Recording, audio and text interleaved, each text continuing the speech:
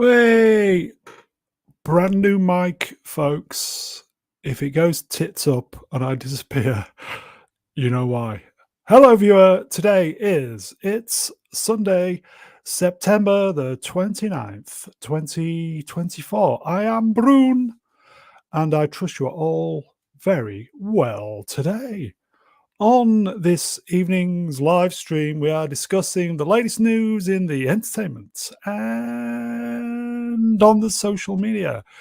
It was a week where poop happened in Hollywood and some properly bad poop going on in real life. Oh dear. So, as I always say, if you've not shut down for the evening, lots to get through, shall we get those guests out? You know it. Let's do this. Okay, so first guest isn't here, so we'll just get to the next one. Next, the channel's very own astromech droid. It is, I'm dribbling, Professor R2. Beep boop. Hello everyone. You all right? I'm doing all right. It's been a busy week, but a good one. I'm slowly digging my way. I was put in the bin last week for having not watched Tulsa King.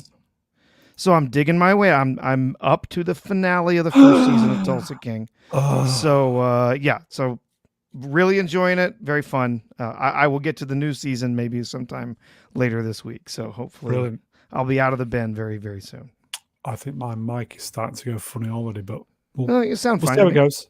Great to have you on, mate. Shall we get the next peep out? Let's do it.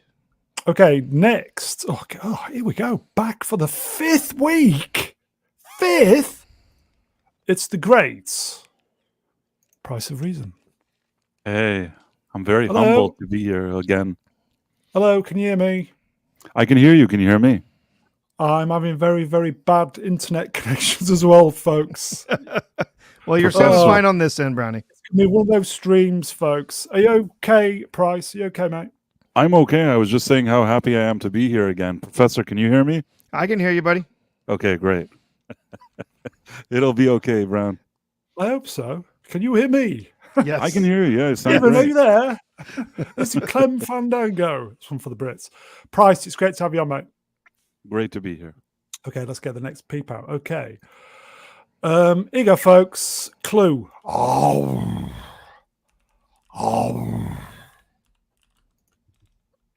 Hello, Ian. Hello, sorry. Hello. Oh. You all right? You all right? Yeah. You're not eating tonight? Not tonight, no.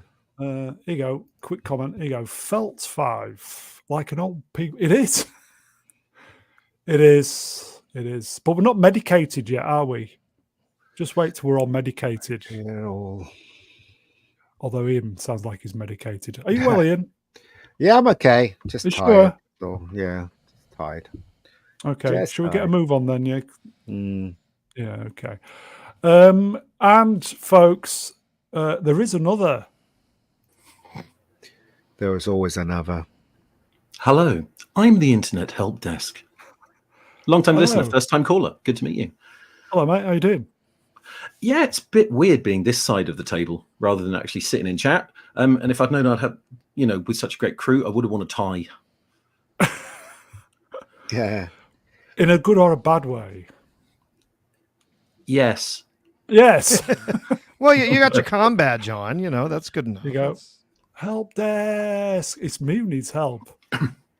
Hello, yes, and like a proper internet help desk, you ask me a question, I'll give you 300 different answers, none of which are actually relevant to the question. Apparently you're good with numbers. I have been known to, win a couple of rounds of Countdown. How much did the Acolyte cost? Oh, it's gone up to 230 million now. It used to be 180, didn't it? Yep, it's gone up 230 million, which puts it back up to around $10,000 per second. 5.5, yes. Hey, IGN gave me a 7 out of 10. $230 million for the Acolyte. Unbelievable. Oh, yeah. It's great to have you on, my friend. It's a pleasure to be here. Shall we get on with this week's shit show then? Okay. I'll say good evening, chat. Episode 229, Musings, Sunday, September 29, 2024. So far, the mic's working okay. Please like, share, subscribe, donate the channel, share fund, etc., etc. Memberships are up and running. If you care to donate that way, keeps me doing this, pays the bills, internet, buys microphones, all that bollocks. Okay, this dropped literally just before we came on. John Ashton has sadly passed away at the age of 76. I went, oh.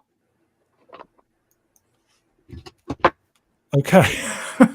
No, he was a really good character actor. I Yeah, he mean, was. Beverly Hills Hills Cop. Cop, Midnight Yeah. Run. Midnight Run. Those are those are classic movies, and he was really good in them. Ian, you like John Ashton in Yeah. Beverly Hills? Yeah, he's one of those actors that he's one of those lucky actors that people, when they see his face, they recognize him as an actor, but he doesn't get people coming up to the street and pestering him, and he doesn't have to go to conventions and all that nonsense because he's a jobbing actor. And I remember him talking about how he got the part in Beverly Hills Cop. He got the part in Beverly Hills Cop when Sylvester Stallone was attached to it, and so did the guy who played Rosewood as well. And then he was really surprised that everything had changed and Eddie Murphy was in it, and he didn't think much of it. He just think it's a job. It's a job for him. He'll do it, and then he'll move on. So again, I think he was blessed that way. I mean, some actors like, George Kennedy, that he is the same. He's blessed that way because when you see his face, you know who he is. But if you saw him walking down the road, you'll just walk past him, which is one of the best things that can happen to you as an actor, if you know what I mean. So anyway, I digress. Prof? Honestly, I don't remember him from a whole lot of stuff. I'm sorry, I would love to just say glowing things about him, but I mean, other than a few major roles that I may have seen him in. I mean, yeah, he was a working actor. He was out there just doing his job. He wasn't a big star, but he was in a whole bunch of things. I've been looking through his list of all sorts of stuff that he did, and I'm like, wow, I can't believe that was. Oh yeah, he was in that, and he was in that. He was a character actor. Yeah, he was. Yeah, he was lucky as well. Very lucky. Yeah, so good in Midnight Run. But it was Beverly Hills Cop that put him on the map. Yeah. A lot of people. Yeah, that's the Cop, thing I really remember him from was Beverly Hills Cop. Now, if you think about it, his in Beverly Hills Cop 1 and 2, he plays a very different character than in Midnight Run, and I think it kind of shows his range as a character actor because where he's kind of likable as Taggart, as this guy with sort of integrity. The guy that he played in Midnight Run, Marvin or whatever that was the 180 degrees opposite. He's a sniveling liar, and he's kind of an idiot. And you believe him in both roles. Lucky, as I said, he's lucky because he was a character actor. He had the best of both worlds. He was working constantly, and he wasn't pestered. Yeah, you know what I mean? True. Beverly Hills Cop 4, good way to go out. Yeah, it is. Although they did screw around with his character. No, they didn't respect him. They totally disrespected his character. Okay. Yeah. In my opinion. Yeah. That whole movie shouldn't have gotten made at Beverly Hills Cop 4. It adds nothing. It's kind of disappointing, and they made him an idiot. But you know what, Price of Reason? Basically, I saw it with a packed audience, and it's different when you're watching at home because I saw it twice. I saw it at home. I thought it was still enjoyable, but when you're watching a packed audience, you ride with them. They laughed at every joke. Yeah. They cheered before the movie had started. They clapped for like 2 minutes when the film had ended. Yeah. They had a ball. It's a different experience when you're watching it with a crowd. So I don't know. Maybe it is. Well, it should have never been a Netflix movie to begin with. But I think in addition to that, if we're honest, I think that the writing of the fourth one, the first and second one, the writing is much better. The only thing you could say about the fourth one, it could be in the same conversation as the third one, but that's really not a good conversation. It's a lot better. Yeah, I hear you. I still think they did their best. Where else can you go with Axel Foley? Do you know what I mean? This is the only thing you can do. It was a great conclusion to the you know series. what? There was a pilot, a failed pilot. Yeah, it's terrible. That was. I watched it. But you know what? It got some ideas correct. I didn't mind that it was the son. There were things that I didn't mind. The insistence on a daughter and the fact that the daughter hates him. I didn't like that. I thought that was the modern day messaging. That like Axel Foley is a deadbeat father loser, that his daughter hates him. And it really comes at the expense of laughs. But that's my personal opinion. Yeah, it does. But there were some nice moments in it. Like, for instance, when Axel Foley was trying to con people, it wasn't working because obviously the world had moved on. There was nice little moments in there that I thought was nice. What's his name? Who's the guy that he teams up with? Joseph Gordon-Levitt. There was no point in him being in that film at all. They could have got Rosewood really to fill that spot. I don't know why they did that. I do agree with you about the daughter and stuff like that. They did disrespect Taggart's character and pushed Rosewood back, which I don't understand why they did that.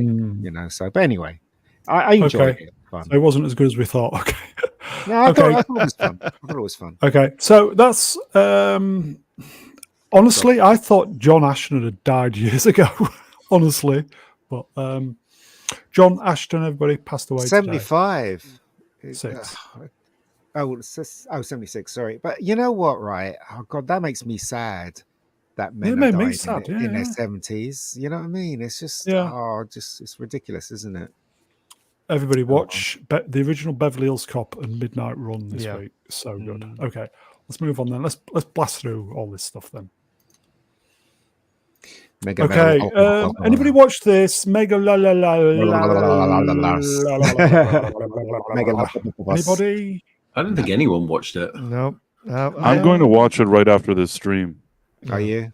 Yeah. I was at the theater this weekend. I saw the big winner for this weekend, which was The Wild Robot. Took my daughter to see that. But is that any good?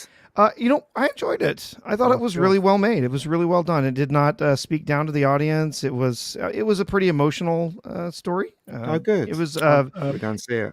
Very well paced, I felt like, and had a lot for both the kids and the parents. So it was enjoyable.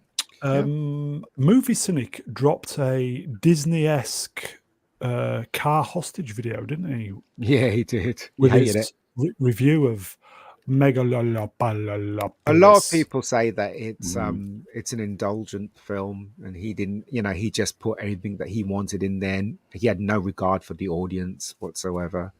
I can't comment because I haven't seen it. I think he said it was bad, but in possibly a good way, like Madam Web. Yeah.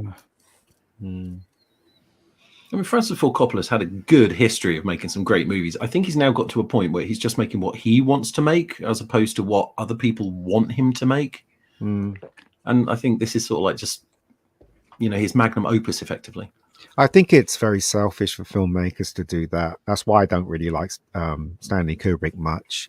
I think you've got to consider the audience when you make something. If it's a piece of art, you've got to consider who's watching. If it's a painting, who's watching the painting, are they going to understand it and stuff like that? And if you don't care about the audience, then you might as well just keep it and not show it to anyone and just you watch it. Do you know what I mean? So, I don't know. It's an expensive movie to make just to watch yourself. Okay, so there's a little bit of Adam Driver stuff. We'll just power through these. Okay.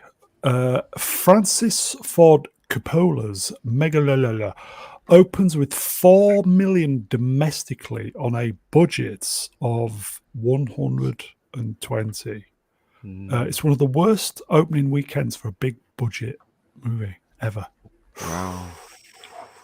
Damn. Is he holding a lightsaber there? I don't know. I just think that it's a shame, really, because it's obviously didn't think of the audience. And when you hear him speak as well, he's very proud of what he's done. It's like, well, I don't think this is going to end up people in the future going, it was a misunderstood genius movie. I don't think anyone's going to say that, according to a lot of people. So then you never know. You never know, though. You never know. Is it going to be one of those films where, But shit at the time, masterpiece later, or is it? Yeah, it could be the other way around. Like, for instance, Slumdog Millionaire, everybody was raving about that, but years later, nobody speaks about it. Do you know what I mean? It's forgotten. Avatar, same thing. Sorry? What's that? I was going to say the Avatar's done the same. Avatar was the same thing. Yeah, it's a case of $1 billion movies, first and second one. No cultural impact whatsoever. Avatars are one and done. I still enjoy them. Yeah. There's supposed to be 5 of them altogether, isn't there? Yeah, but nobody's talking about it like Raiders of the Lost Ark. Everybody's still talking cares about that. You know what I mean? So it's Okay. I mean, even people are talking about Taken, and that wasn't even that was a good movie, but it wasn't. I wonder what next week is going to be. The take. What's the drop off next week then, or will it get binned from cinemas? 20,000 quid. It's the next drop off. Okay, let's do the next one then. Oh God! Oh, look who's here, everybody! Hello, Z. Everyone. Hello. Hey, Z. You all right? I'm sorry I'm late. I was having an oil bath, and then I came across Amanda Stenberg's red carpet pictures. You came on what? Yes. Yes. That's why I had to have another oil bath. Oh, your mate's down. on the screen there, Z. I'll do this story. Adam Driver tells us that he was going to take a break from acting until Francis Ford Coppola came along. Francis himself. He's one of those directors that almost every actor I know, when you get the opportunity, it's going to be interesting. I don't know. I've been seeing some reviews online, and they're calling it Megaflopolis. Yeah, I knew that was coming. I mean, he's not lying. It's definitely interesting, just probably not in the way he was hoping for. Yeah. Should we go see it? I was going to go and see it, then I decided to go and see Substance instead, because they were both screening. I decided to go and see Substance. And I'll tell you why. It's because that film is so long. I thought, I don't want to be in the cinema for that long, so I went to see Substance instead. So there you go. There you go. Manuel Grell. Hello, my friend. Artists need to learn to cope with the fact that their creative spark only lasts for a limited amount of time. Scott, Cameron, and now Coppola. No, I don't agree with that. I think if you're talented, you're talented. It's just that how you use it. And obviously, Francis Ford, he kind of didn't think about anyone else but himself. So, well, it was his own money, so we've got to give him kudos for that. Yeah. Okay, sorry, folks. Bit of a downer. It is. Adam Driver tells us the difference between filming blockbusters like the sequel trilogy and there was no producers in the way. There was no one standing over Francis' shoulder trying to nudge him. It was one of the best shooting experiences I've ever had. Well, it's a shame the audience didn't respond to it. Yeah, very much so. That just goes to say that the sequel trilogy had a lot of studio oversight. A lot. I think it just proves too much oversight is a problem, and too little oversight is a problem. Yeah. There's still a rumor to this day that that whole thing of him kissing Ray, there's no dialogue there. Yeah. That was done so haphazardly. There's things missing from that movie that I don't think they ever were able to stitch together. Well, Matt Smith was in it. He was playing the main villain, wasn't he? And then they shot all that stuff with him, and then they rubbed him out. And then some bright spark said, "Oh, let's bring back what's his name," and then that was that. They're so stupid that they got rid of Matt Smith. I mean, I don't really. Maybe it was crap. Maybe he dodged a bullet. Yeah. But really, could it have been any worse than what we got? I don't know. Well, that's a tough question. With Kathleen Kennedy in charge, you never know what the answer to that is, really. Yeah. Okay. It's doom and gloom, folks. Let's move on. Okay. Some happy stuff now. New episode dropped today. Who's watched it? Anybody? I have watched Tulsa King. I'm going to watch it, but I haven't watched it. I haven't watched Not the new yet, one. so no spoilers. I did watched pick up on what everybody was saying last week. Stallone seems to be mumbling his lines a lot this season. I don't know whether that's due to surgery or man of age, mate. Yeah, it's coming of age. Yeah. It's like I saw this interview with Ted Danson and Tom Selleck, and I was so shocked at the way they were speaking. It was like they were trying so hard to talk. It was like it was hard for them to talk, and that's their age. It's their age, man. So yeah. So, Prof, you're just about finishing season 1, are you not? Yeah. And thoughts on season 1? Oh, I'm absolutely loving it. I wish I had gotten to watch this when it first came out. Again, I didn't have Paramount Plus. I didn't have Paramount Plus, and hadn't gotten around to seeing it. But since I got my sub back up for that, and I immediately jumped on this when I had the chance, and it's just so well written. Of course, it's another series from Taylor Sheridan, who's made a bunch of just excellent television in the last 6-7 years. And this is just so well done. Great characters, fascinating interactions, really good, tight plot as you're moving through the series. I will probably go watch the finale right after we're done tonight, just because I can't wait to get back to it. It's a really, really great show. I'm interested to see what they're gonna do to wrap up this first season, and then where they're gonna go with the next season. So it's also really interesting to me, having lived in Oklahoma too. Like some of the stuff happening in Tulsa and around in that area. It's pretty funny. Having been familiar with a lot of the interactions with some of the land that belongs to the Native Americans, and then how different groups have different jurisdictions and can do stuff. They're talking about opening a casino and stuff like that. So it's been pretty funny and interesting for that. Here, folks, Murphy's Lawyer Wrenched. Season 2 is a little disappointing. They took Stallone's gangster character and have soy-fied it. No, I don't he's a little bit softened, perhaps. I think he's softened. He's treading more cautiously after what happened at the end of season 1, without issuing any spoilers. Yeah, he's actually got to play it cool right now, and that's exactly what I think he's doing. I think so. I think you're right. I think that the first episode was pretty good at reestablishing everything. The second one, I thought was a bit of a dip, but this third one I thought was kind of really good, picking up a bit. I hope. This third episode, I thought it was better than the second one. It's a massive hit. I'm not surprised. It's really engaging. I actually look forward to watching this every week. It has a fun, as I said before, a fun element. I'm surprised they haven't announced season 3 yet, if it's such a hit. Well, given that it's being produced by Paramount or CBS, I don't think they're going to be announcing new seasons of much of anything for a little while as they figure out their financial situation. Well, couldn't Stallone? I bet Stallone could fund it. It's a shame, really, because I do like Paramount. No.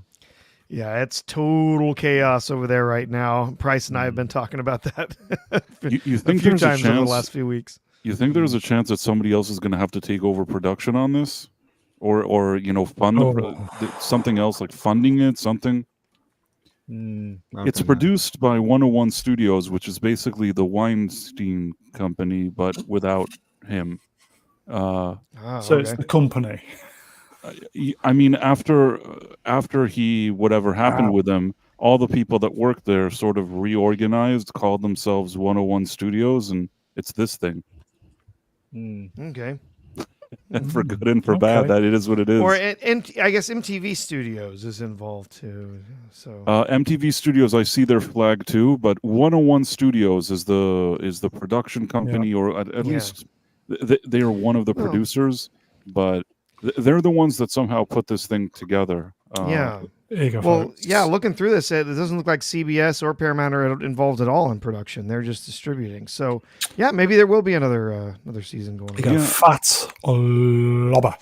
Paramount's still pretending they are worth $5 billion.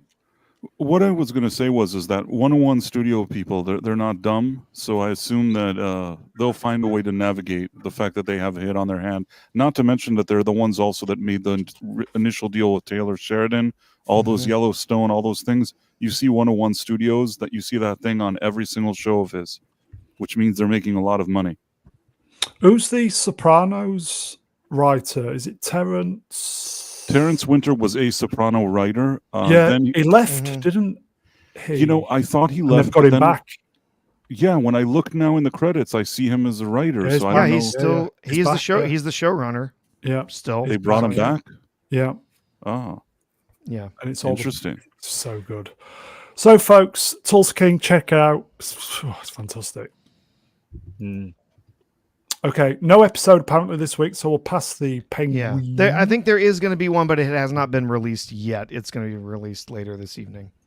Are we coming in a bit too hot then? Yeah. Okay. That might very well be, but I mean, I've watched a lot of other people's reviews of this series, and everything generally seems to be favourable. Yeah. Apart from me, of course. I'm I don't. You make a valid point, though, Ian. Yeah, I think there's a bigger play here with Hollywood. I think Hollywood is trying to groom the next generation, and again, right, jumping away from heroes being heroes and villains having more of a. There's something insidious here, so I'm not going to be watching this anymore. Sorry, guys. Yeah, I mean, we'll have to see where they. Nefarious for Ian. Yeah. Sorry, what's that? What's that? Nefarious. So nefarious, yeah. We'll have to see where they take it. If I mean, they can. There's been some great productions that have been made with villains who were just villains. You just enjoyed the ride of watching them being villains. So if that's the way they go with this, I think that would be great. I don't want to see him made into a sympathetic character. But the difference. The point I was trying to make, the difference is, right, they have been villains, and I think I was talking to Movie Cynic about it, and he said to me, there's been The Sopranos, there's been this, there's been that, blah, blah, blah. But the difference is that was a different time. I don't trust what's happening now with the politics that's involved in the world. Yeah. And I think they're trying, whoever's in charge, I don't know who it is, what gang or what organization, but they're trying to change the way we see the world, and I think it's immoral, and I can't be part of it. Sorry, but there you go. That's just me. Carry on, guys. I think we got super. Romeo Tango November Zulu Wrenched World of Sport New Zealand $5. I became a member today and immediately became smarter, taller, and more attractive to women. Or so my wife says. Long live the Brown Alliance. Thank you, my friend. Yeah, welcome, thank you for joining. We got 2 new members so far today. Yep. So there's Romeo. I flashed these before, and Badfoot. Thank you, my friend. Okay. Shall we proceed? Sure.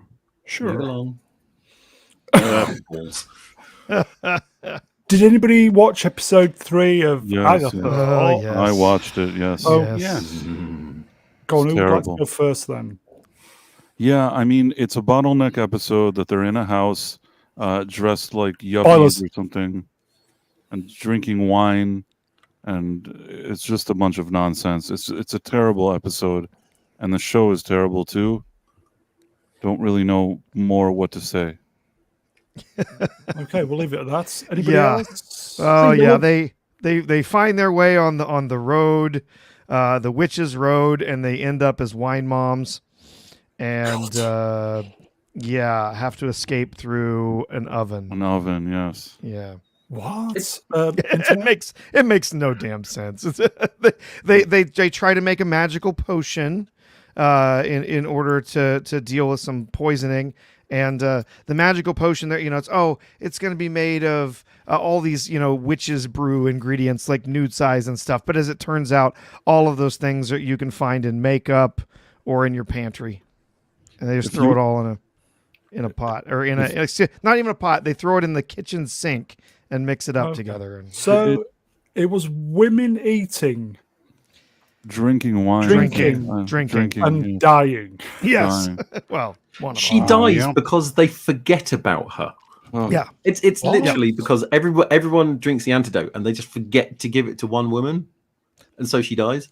The one most afflicted, too. Like, they just forget about her. The only one, yeah. No one cares about Agatha. It's a spin-off of a spin-off from a character that no one really cared about. Apparently it's been review bombed, hasn't it? Everybody's giving it 1, ironically. If you've ever wondered what a toilet bowl with money in it kind of when somebody flushing that money down the toilet looks like on screen, it's Agatha All Along, episode 3. Oh, so bad. So this and Echo, I think, are two of the biggest flops that they've had, and of course they're involving characters that were just spun off from other Marvel television. That they don't even have characters in them that were like mainline characters, and so nobody gives a flip about these shows. They don't care. I know a man who does. Ian, I think you should binge watch when it's finished. What's that, Agatha? Yes. No.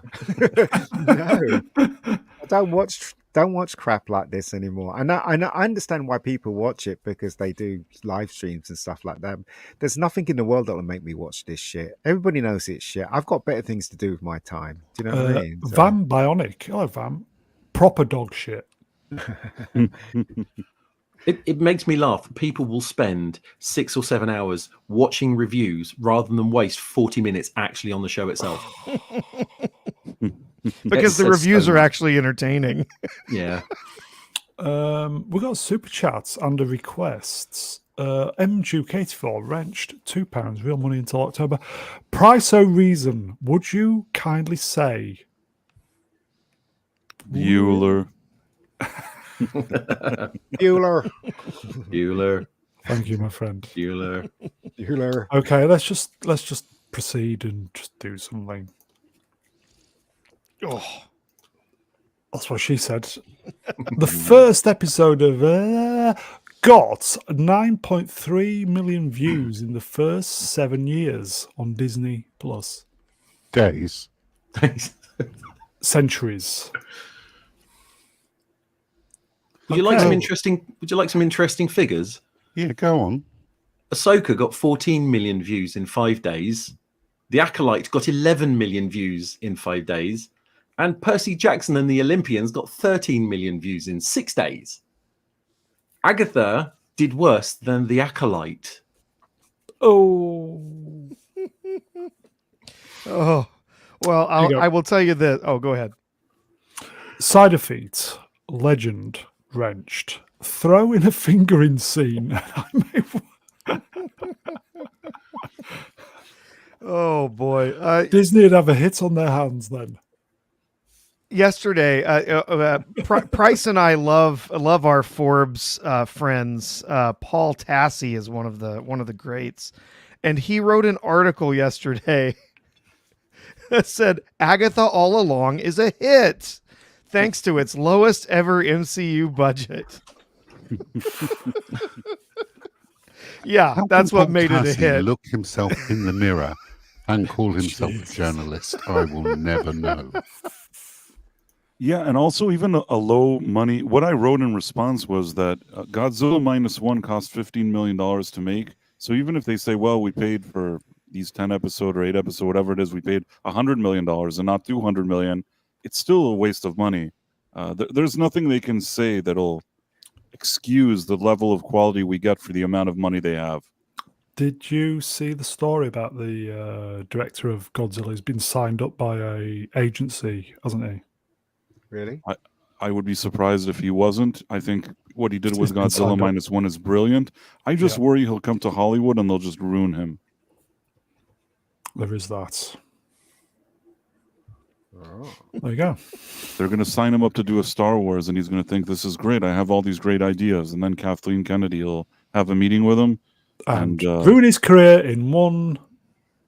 He'll be just a figurehead, like all those things. He'll be just a figurehead. There'll be other people doing these kind of weird, lesbian space witches or whatever. And by the time he's done, he's just going to stand there at press conferences, looking confused and ruining his career. But what if he does? His name escapes me at the moment, folks. Sorry. What if he Yamazaki? Maybe I could be wrong. Don't hate me. It probably is something that sounds similar to Yamazaki. What if he directs the Ray movie and it's so good it makes $3 trillion? Well, Let's move on then. Hey, I was right. His name is Takashi Yamazaki. Come on, guys, give me props. It wasn't an easy name to remember, but I did it. He's never going to be in charge anyway, especially exactly.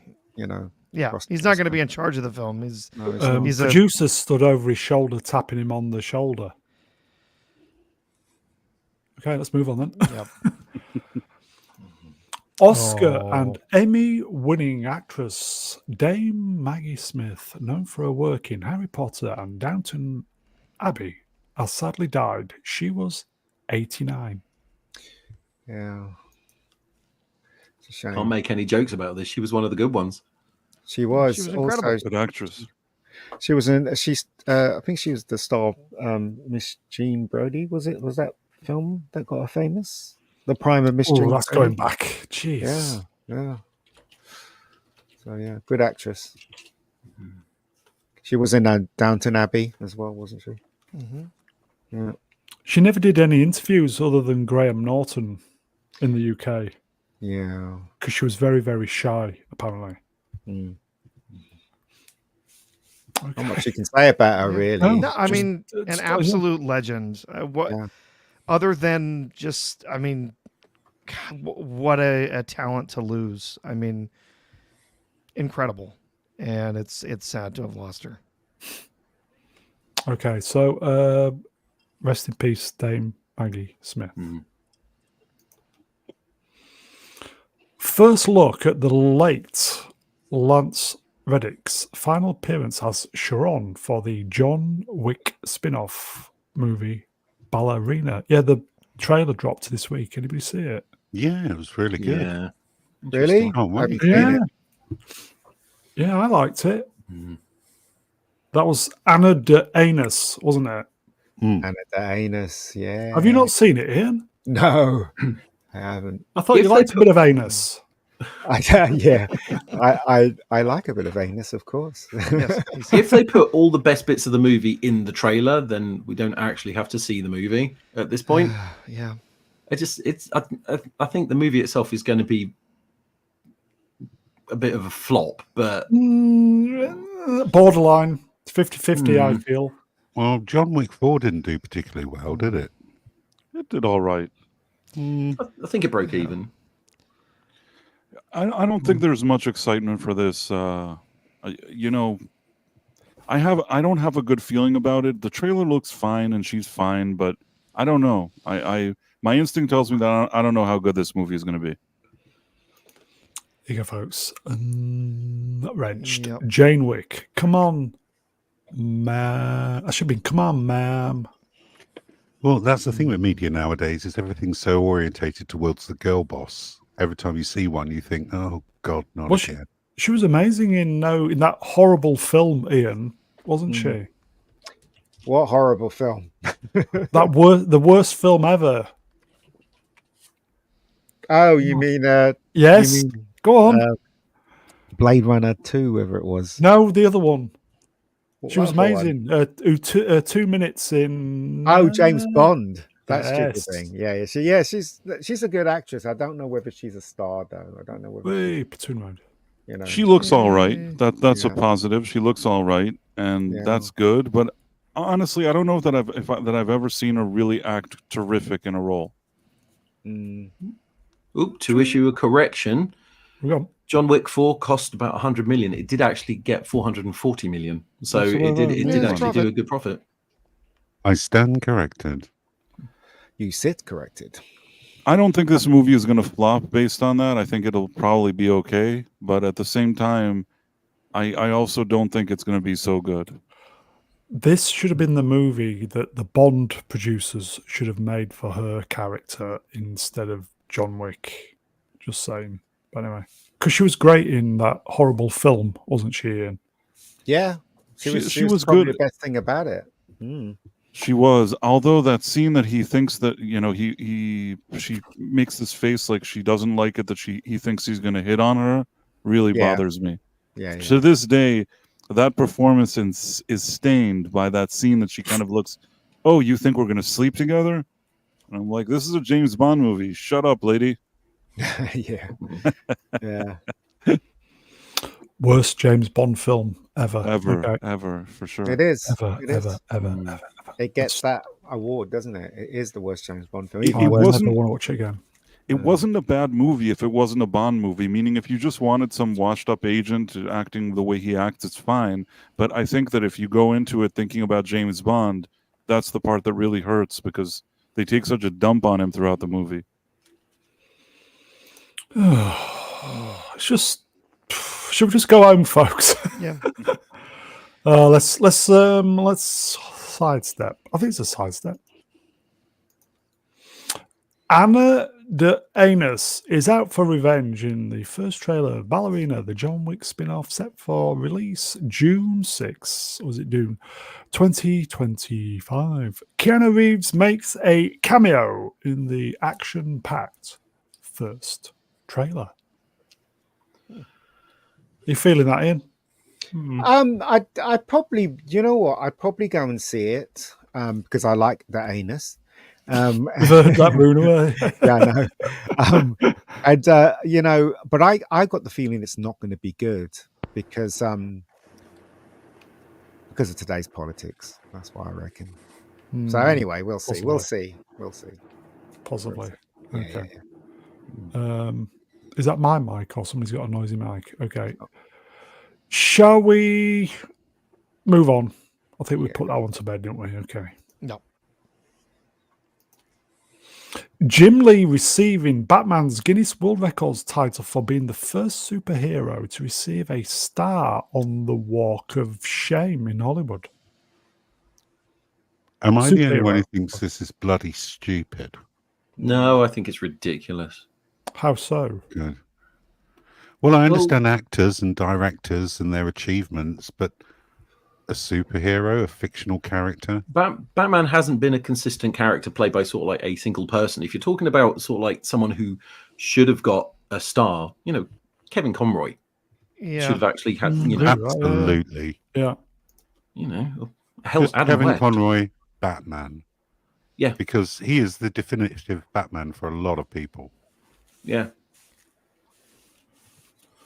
Perhaps, but this is going to start a really irritating trend that people are going to want their superheroes on the Walk of Fame, and it's just going to be littered with stupid names. Oh, I mean, he's not Blue Beetle star Rebecca Gold. He's not the first fictional character to get a star. I guess he's the first superhero, though. Okay. Well, personally, I don't think fictional characters should get their own star either. Okay, so you're just saying just proper living flesh and blood people. Yeah. Who can afford it, obviously. Stars of the silver screen, yes. See, I thought this. Oops, sorry, chat moved up. Wrenched, Snowflake and Safe Space. Oh, that'd be amazing. Would it? No.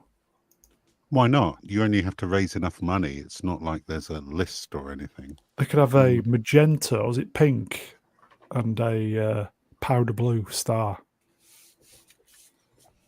Maybe not then. No, don't even go there. Okay, so this is connected. Bit of a sidestep. That's the star. That's whoever that is, Batman. Oh, what a crap costume. They popped by the Spirit Halloween real quick, and there you go. Why has it got knee pads? Yes, What's he expecting to do? Oh, kneel down. Doggy. Yeah. It is a rubbish costume, though, isn't it? You'd think they'd get like a movie costume or something. Or Is that the geezer who does the Star Walk in Hollywood? In off the street. They just grabbed the guy who, just stands out there for pictures. Excuse me, mate. Can I borrow you for 10 seconds? Here you go. Felt 5. He's packing. Yeah. Do you like that, Ian? Cheap. It looks cheap, that costume. It really does. What's that? He's got pads on his top arms, isn't he? It looks really rubbish, actually. He's obviously into his doggy fashion. I mean, they could have got somebody out there, even a cosplayer in the 89 costume. Yeah. Is it it might be Dylan Mulvaney. Oh, gee. And on that bombshell, let's move on. Okay. Here we go. Alan Tudyk will reportedly star in James Gunn's Superman in an unknown role.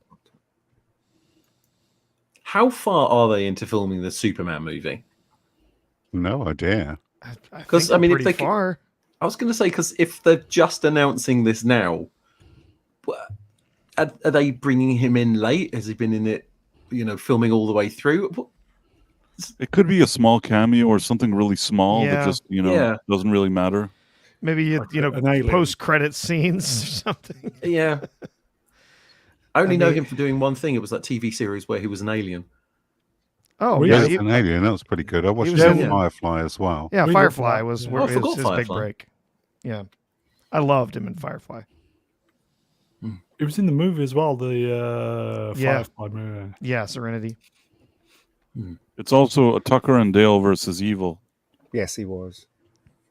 Is anybody still watching? Sorry, man. Anybody still watching Resident Alien? No. Yeah, I was going to say Legal Alien, not something totally different. No, totally different. The first season was brilliant. The second season was woke as hell. And that's it was absolute garbage. Yeah. I think they're on the third season, aren't they? I think they finished it. Do you know Dan put up a clip from Doctors? Apparently. Do you know that series Doctors in England? You know, it's like a afternoon thing for the old ears. They had a scene in it where this new doctor came in and the woman came in and said that she was non-binary, and he said there's only two genders.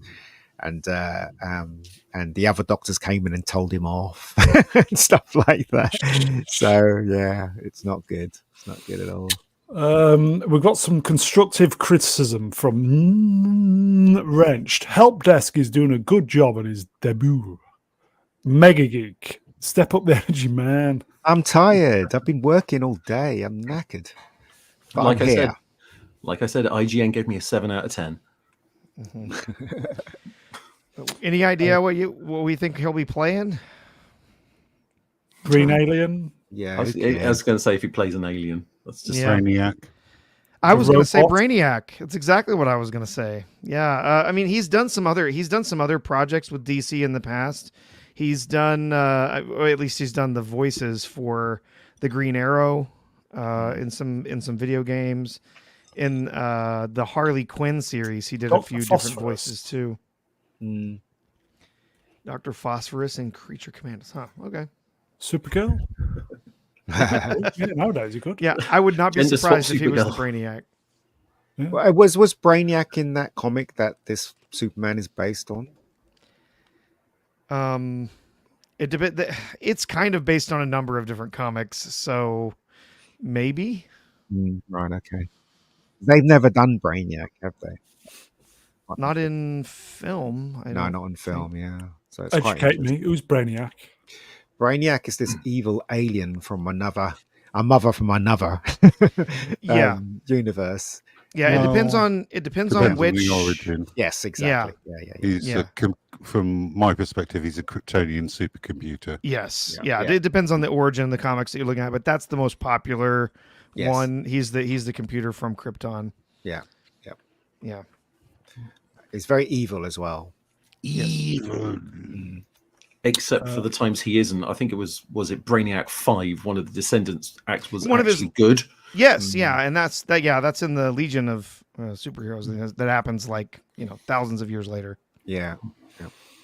Okay, so that's Alan Tudyk. Apparently it has wrapped filming, so okay. And he's only got 2 dicks. There you go. Lucky boy. I don't think his name's Alan Tudyk. 2 dicks. 2 dicks. He goes around walking like a dog with 2 dicks. Oh God! Kyle Chandler is in talks to star as Hal Jordan in the Lanterns series. So this is like sloppy sevens. Yeah, he was the guy. Was he not the sheriff in that J.J. Abrams movie, Super 8? Oh, yeah. Am I mistaken? Yes. Okay, you're right. So Oh no, go ahead. No, you go ahead. Well, no, go ahead.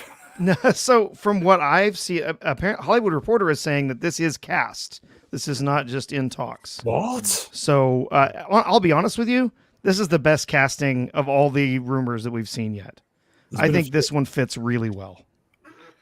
I was going to say that I don't understand why I have to hear so many rumors and so much casting crap. Usually shows don't have this much chatter surrounding them.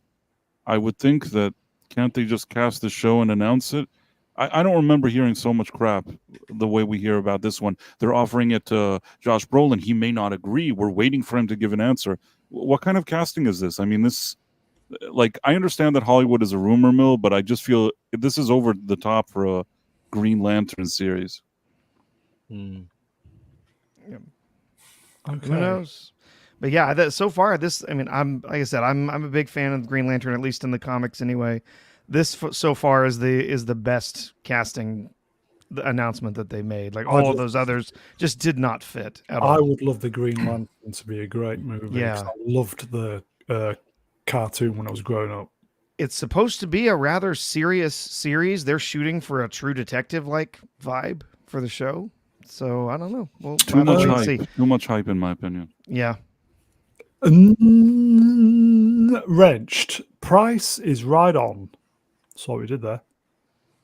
Just make the bloody movie and stop with the casting BS.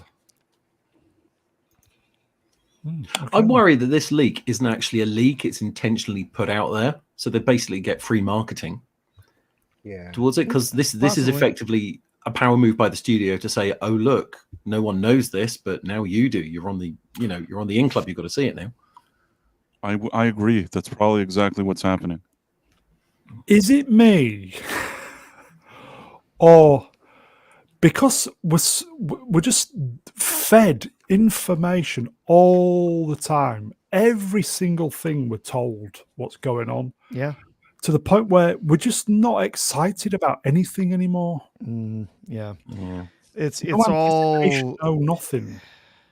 Yeah, they're all fighting for their little piece of the news cycle, and they know that it's going to go in one ear and out the other. So if they don't keep throwing it at you, if they don't keep talking about it all the time, then you're going to forget. You know what's interesting though? The only way they can win here is by producing something that's not crap. Like with Penguin, nothing they said about Penguin in advance interested anybody, but then it aired, some people watched it, good word of mouth, people are saying it's good. I guess all they can do now is produce something good. All this chatter, all this interviews and stuff in the press, I think most people don't care about it anymore. We just want a good product. That's all we want, folks. It. Okay, and on that bombshell, let's move on then. Oh, speaking of good product, first posters for Last of Us Season 2 releasing in 2025 HBO. Okay, wow. move on then. Yeah, who cares? No, anybody? No. The first season had moments where it wasn't bad, even though there was some stuff I didn't like about it. But I just feel like, what are they going to do with the second one? And my feeling isn't good, and it doesn't help. Yeah. I never really liked Pedro Pascal or this actress. Sorry, so nothing here is really drawing me in. I feel like 2 is going to be a considerable dip from 1. If they're Bella Ramsey, yes, she's in the new Apple advert. Have you seen that? Yeah, it's kind of weird. Yeah. Okay. Yeah, the first game was brilliant. It was just amazing. Technically, story-wise, everything was fantastic. And I thought they translated it pretty well for the television series, but I didn't really like any of the people in the roles. Okay. And they changed it too much. And the second game, if they're planning to stick to that story, the second game, although technically was very good, the story was crap. And many people did not like the way that they took the series. And, it's the same people writing it. They're going with... I have no idea what they're planning to do for the second season, but I also don't care. I wasn't impressed by what they did with the first season, so... Pedro overload, isn't it? So we've got Pedro November for Gladiator 11. We've got Last of Us, and then Fantastic Four. Fantastic Four. I have a prediction. I have a prediction. This guy. That's part of my prediction. I feel like 5 to 10 years from now, somebody's going to say Pedro Pascal, and you're going to be like, "Oh, yeah, remember that guy that they keep sticking in every show every second?" Yep, he was one of the main characters of the Wild Robot animated film. He was one of the voices for one of the main characters. Oh no! Oh dear Lord! Thankfully, it didn't bring the movie down too much. They're but not going to rest until he's got an Oscar, are they? No, they're going to keep doing this. The thing is, he's a serviceable enough actor. Yeah. He on Game of Thrones and Narcos, especially back then when nobody knew who he was. Yeah, I thought he was okay in those, but really, being pretty good in those doesn't mean he needs to have every role in Hollywood. I think they really went overboard with this guy. Did we ever get Narcos? Did we ever get season 4? They shifted to Narcos Mexico, and they're just like, oh, forget about Narcos. Now they're in Mexico. Didn't somebody get murdered? Yes. The production crew. And then we never saw anything of Narcos again, because Narcos was pretty good. It was pretty good. But I feel like between the regular Narcos and the Mexican one, I really feel like they gave us a lot of Narcos. I didn't necessarily feel like I needed more Narcos. The original Narcos should have been about 3 or 4 series instead just bottled into 2 seasons because they didn't think it was going to be a hit. But anyway. Right. I mean, once Pablo Escobar, once his storyline goes away, it really takes away some of what makes that show great. And that guy was amazing as Pablo Escobar. They could have got 4 seasons out of that all day long. For real. Wrenched. Brown asked Mega Geek for his opinion on Bella Ramsey. Ian? Ooh, what? Who's Bella Ramsey? Sorry, I wasn't listening. Neither was I. Okay. Who's Bella Ramsey? Let's move on then. Timothy Roth has been cast in Peaky Blinders movie, also starring Cillian Murphy. Is it Cillian? Barry, I can never. And Rebecca Ferguson. Set in World War II, apparently. Does it need a movie? I've never seen the show. Everybody keeps saying I haven't. Really good. I've never watched it. The show. I liked it. I watched all of the seasons. Got a T-shirt. You know, was it good? Started slicing people with razors. All the usual stuff. Was it good? The show was very good. It was, but I have to have a little bit of a caveat here. It started off like, if you watch the first season, very strong. And I think maybe the second and third, but every season for me was a bit of a diminishing return. And by the time they reached the final season, if they had just wrapped up the show there, I think I would have felt okay, and I would have said it's a pretty good show, even though it was a bit inconsistent. But another movie now, years after the ending of the series, I don't know how much I needed it. That's just me, though. No, I think you're right there. I mean, because the storyline itself never changed. What they were never changed. There wasn't really any character growth. So by the time you got to season 3, it was rehashing the same stuff they'd done before, just with different people. So yeah, it got quite dull. Like I said, do they need a movie? Well, it's a big success, isn't it? And because of success, that justifies a movie, I guess. I don't know. The question is what the budget will be. I don't know. Maybe I'm wrong. Maybe that has an audience and people are just going to go see the movie. But it's very rare that they, instead of finishing a show, bring suddenly something to the screen. It doesn't always translate in the way they think. I understand that that this is an independent production. It's not BBC. Obviously, it's not in charge of it. It's independent production, and it's just shown on the BBC, apparently. So I don't know. So maybe it might not have woke crap in the movie. Who knows? I don't think it's got woke crap in the series, has it, guys? Not too much. No. Okay. No, very that's much good not. then. That's good. It's set in World War II. Will we have a diverse cast Yeah, probably. that's represented? Yeah. Okay. Tim Roth. Tim Roth is a good actor. He is. Bring some.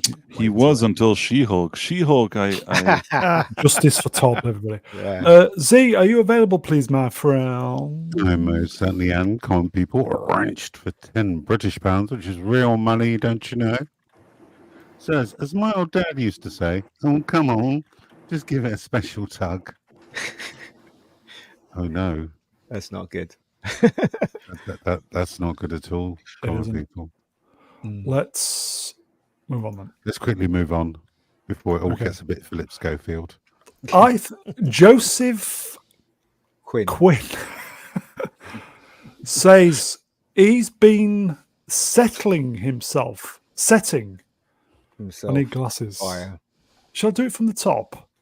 Okay. Yeah, why not? Yeah, go Joseph Quinn says he's been setting himself on fire quite a lot for the Fantastic Four. I just get a big tub of gasoline, that's petrol, everybody, and douse myself in that. What the hell? Why are we reporting this rubbish? Come on. Try this at home, kids. Yeah, I mean, why is he saying this? Well, he's probably joking. Yeah, but it's there's nothing to report. That's why they put this out, aren't they? So it's just, and also, right, who the hell is Joseph Quinn? Couldn't they have cast someone better than this to play? I mean, he's not even good looking. I mean, Johnny Storm's meant to be really good looking, right? And all the girls fancy him. So I will bet you casting at all. I'll bet you $5 he's got the same agent as Pedro Pascal. Because if you look at the credits, he's also starring in Gladiator 2. The reason why. Oh, go ahead. Sorry, go on. I was just gonna say, I bet you $5 he's gonna be gay. Yeah, probably. He probably is. At the very least. Probably. Oh, the thing is because of Stranger Things, because he played Eddie, whatever his name is, and that resonated well with audiences. That's probably why they decided to hire him and for these roles. But I don't know if he's right for this one. I agree. Say what you want about Chris Evans. I thought he was decent as Johnny Storm. He was. Yeah, he was all right. Not bad. It was fun as well, and he was good looking. So there you go. That's the character. Flaming on. He's going to be a flamer, all right. Okay. We're not. Are we holding any hope for FF? No, it's going to be rubbish. No. I mean, they're casting the casting's really terrible. Apart from Kirby, is the only one that's the right casting. Everybody else is a waste of our time. They really are. Chris Evans was a great presenter. Yeah. Yes, he was. He was. Yeah. Yeah. I mean, what evidence would we have that would give us any kind of hope for this upcoming film? Here you go. James Caserta, hello, my friend. Where's Fiona? Everybody knows. Anybody know? Busy lady. Yeah, she's busy. As soon as she's available, she'll be on. They've got Name on Pascal as Reed Richards, and he's completely wrong. Yep. It's just ridiculous. Was he Mexican, Reed Richards? No, he wasn't. He was American. What? He was, as American as they come. You know what I mean? So, I don't know. Why is a Mexican playing him then? Well, it's not going to be Reed Richards. It's not going to be Reed Richards. It's going to be some beta Ricardo. Somebody who's going to be, subservient to Vanessa Kirby's character, and so it's not going to be really Reed Richards anyway. Okay. You got to do better. 2025 is a big year for hashtag Marvel Studios. MCU Direct asks the question, how would you rank next year's 3 expected hashtag MCU movies based on your levels of excitement? So, I'm going to rank it a big fat meh. I couldn't care less looking at any of this. You got Captain America, not Captain America. You got, fantastic African American. Yeah, Captain fantastic. Falcon. Yeah, Fantastic Part 2, and then you've got the Thunderbirds or whatever it is. It looks terrible. No, it just looks awful. It's like Avengers B-listers. I mean, the Fantastic Four could have been good, but it doesn't seem promising by everything we've been told until now. Isn't it originally set in the past, in the 60s? It is. It's supposed to be in an alternate universe, and then in the past. Is a Latino at the height of the Cuban Missile Crisis. That's not going to wash for me. I was looking at the listing. They've got Doom and Galactus and Silver Surfer. Yep. As you know, do you remember with was it? Sorry, Tobey Maguire's Spider-Man 3. They just chucked all the bad guys in there, and then it just got confusing, and no one actually cared. I think this is going to happen with Fantastic Four as well. Sam Raimi didn't want Venom in the film, but the avid what's-his-face told him that that Venom had to be in it, and then it got complicated. The script was perfect with Sandman, and they messed it up by adding Venom in there, and it just completely derailed a really good script, according to Raimi. So there you go. I still would prefer that third Spider-Man movie over some of the crap that we see from Marvel these days. But go on. What do we think the combined budget of these movies are then? Oh, good heavens. Big enough to buy a small island. That's what I reckon. Well, we know that the Captain Falcon film has been refilmed 2 or 3 times now. Yes, Captain African American. That one has been refilmed at least twice. So the budget for that, all told, is probably going to be the most expensive film ever made. It's going to be like $560 million. It's close to Rings of Power levels for all of this. It's madness how much they've spent on this movie, and it's going to be a total flop. They're going to lose more on Captain African American than they are going to lose, or than they did lose on the last indie film. They're going to lose $500 million. They're probably hoping that there will be some fan goodwill from Deadpool and Wolverine, but I don't think that it's enough goodwill to overcome. Agatha's killed that. No. Oh, that's probably true. Why is there no Ironheart? I've just realised that. Surely Ironheart should be 2025. You'd think. They just don't want anyone to know that it's going to come out at all. Yeah, that's a series on that. It's on Disney Plus, the Ironheart. Not yet. Not yet. But no, it will be. It will be. It was made. It's been finished 2 years. Yeah, it's been done for 2 years. It sounds like. And they know it's a stinker. Do you remember Winter Soldier and those special posters they had for the film? They had one of a Black Widow, and it was a gorgeous picture of bit of cleavage. You see her with the 2 guns. I don't know if you remember that poster. It was everywhere.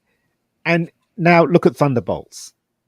Is there is that girl as good looking or painted or on the poster as sexy as Black Widow from from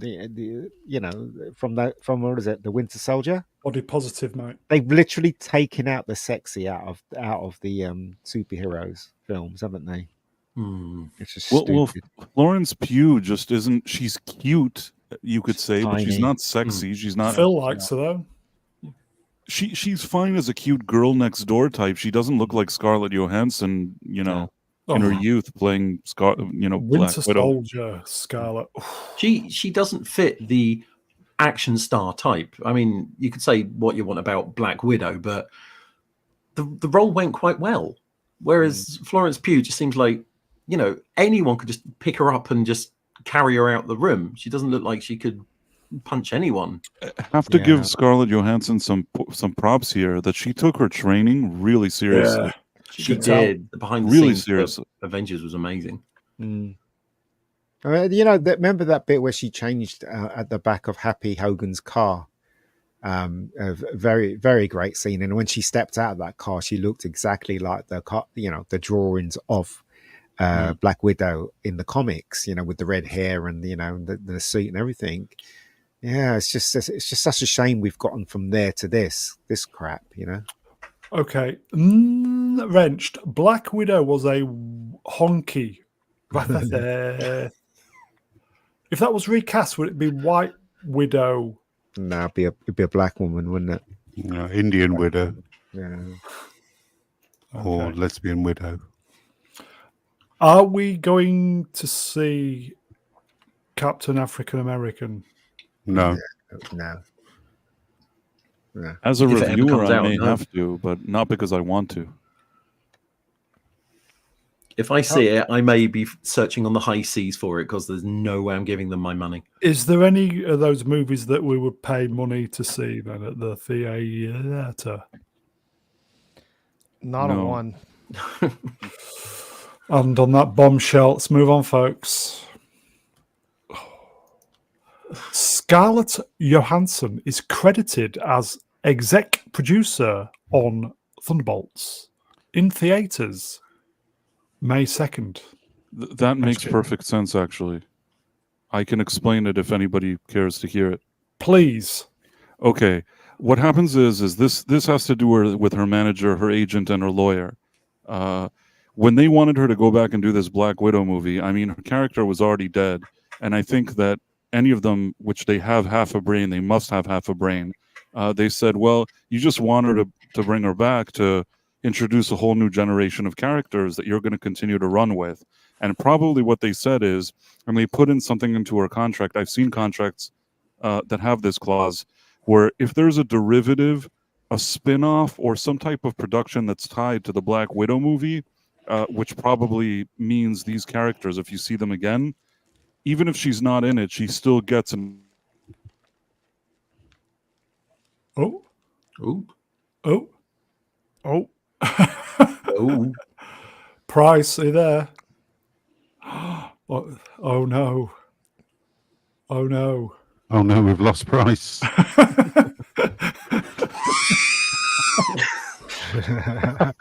Better than losing R2, isn't it? Yeah. Here you go. We've lost Price. Disney cut him off. They finally got him. I think he's on the right track, though. I think that's exactly what this is. Because there's derivative of her character and from the movie that they signed her on for, that she's going to be called in as a producer. She's going to be included in there, so she's getting some more money off of. It's because they couldn't afford to pay her off when she tried to sue them, didn't it? It's a It's a Don't forget the sweetener. lawsuit. Yeah. It's a sweetener, isn't it? Whee! There he is. Welcome back. Hello. Even Can if, you- I think, Yeah, there you go. yep, just about. Where did I Even get if cut she- off? Near the end, we worried Disney were putting a hit out on you. Oh, Yeah, Bobby's put a hit out. but you for got the main idea, hopefully. Yeah. I think, as you know, it's derivative work based on something she did. So she goes in as a producer. Even if she does absolutely nothing, she's going to get paid for this thing even existing. Yeah, it's a sweetener just to keep her sweet, isn't it? Okay, let's move on then.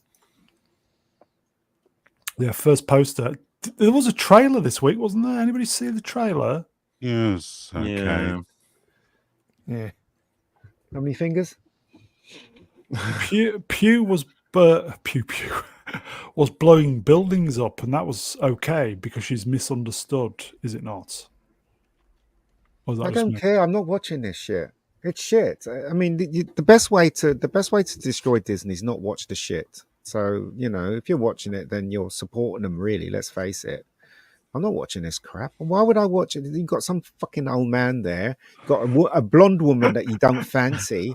You got it's true. You got the guy from He's Stranger woke up, Things, everybody. which I don't care about. It's just a waste of time. Everyone's. I don't understand why people would want to see this. It's just rubbish. I put myself down as a normie rather than sort of like an absolute fan. I recognize Bucky because he was in a Captain America movie. I don't know who anyone else is. I'm literally looking at it and just going, old guy with beard, bald head. I recognize Florence Pugh because it's Florence Pugh. Nice. And then other than that, who is the mask in the bottom right? That one, I have no idea. That's the Taskmaster? No, yeah, I it don't was think supposed so. to be a man, but it's a woman. It was the Bond girl. Flag. Nobody cares. Nobody cares. Task man. Okay, although Ghost is very nice. Okay, let's move on then. Official. Hashtag Deadpool and Wolverine will release on home media. What a surprise. In October. Digital, October 1. That's 2 days, isn't it?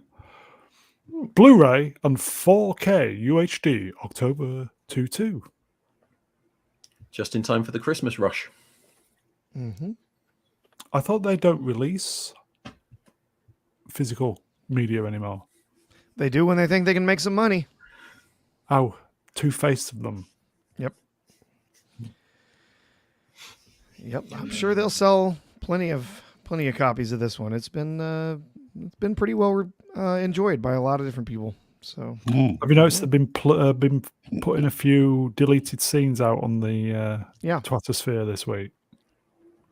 Am I the only one who's expecting an extended edition of this? I'd like to see it. Yeah, I would.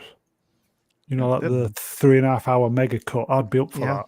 Could be. We're definitely going to get a ton of extras because they've been a lot of rumors that there was a lot of stuff that they shot behind the scenes that they didn't use. So. I wonder if they're going to do a Spider-Man at some point and then release it again to the theater with new footage. Because they did that with No Way Home, didn't they? They suddenly had another weekend with additional footage or something. Yeah, they did. Yeah. Or they do a Lord of the Rings and just release a separate DVD with it that's even longer than the movie, just all extra stuff. I also want to tell you guys that part of the reason it's not a bother for me to go, it is a bother, but it's not a financial burden for me to go review some of these movies. I have something that I pay a monthly fee, and then I can go see almost as many. I used to have one of those. Yeah, I mean, it's very convenient. So I figure if I'm paying just a flat fee, and then I can go see it, why not? Those cards are great when there's actually something worth seeing. Isn't that correct? Right, today it's just crap, but yes. It's just all shite. Yeah. Way back when I used to work in a cinema. It was UGC Cinemas, and they had one of those passes, but they had to take it away because there was lots of arguments over the contract that you had to sign, and because one of the bits in it was we will cancel your card through acts of God. And it was right as that whole thing was becoming a bit of a problem. Mm-hmm. So yeah, but man, those cards were good. Yeah, it was literally acts of God was one of the reasons why they could cancel your card. I had my Cineworld card for about 12 years. Can you believe it? I've got one, but You've still got yours, haven't you? Yeah, but I've got one, and it's the problem is that the films that they're showing now are all rubbish. So it's just not worth. Not worth having now. I I'm paying, what is it, 20 something a month, which means I can go and see loads of films. But there's no good films out to watch. I watched Empire Strikes Back, and that's an old film in the cinema a couple of days ago. And even then, it was a $5 a ticket. I'd pay a $5 to watch. Yeah, I know. Well, no, it's crazy, right? Let's move on. It's all doom and gloom. New poster for Gladiator 2. Or was it Gladiator 11? Pedro, everybody. He's been in every poster you put on the screen has had Pedro Pascal in it. I'm so over Pedro Pascal. Don't care. Okay, then. Yeah, I'm kind of over Ridley Scott, to be honest. Okay, then. So, 30 years ago today, midweek, the Shawshank Redemption released in theaters. Bombed, didn't it?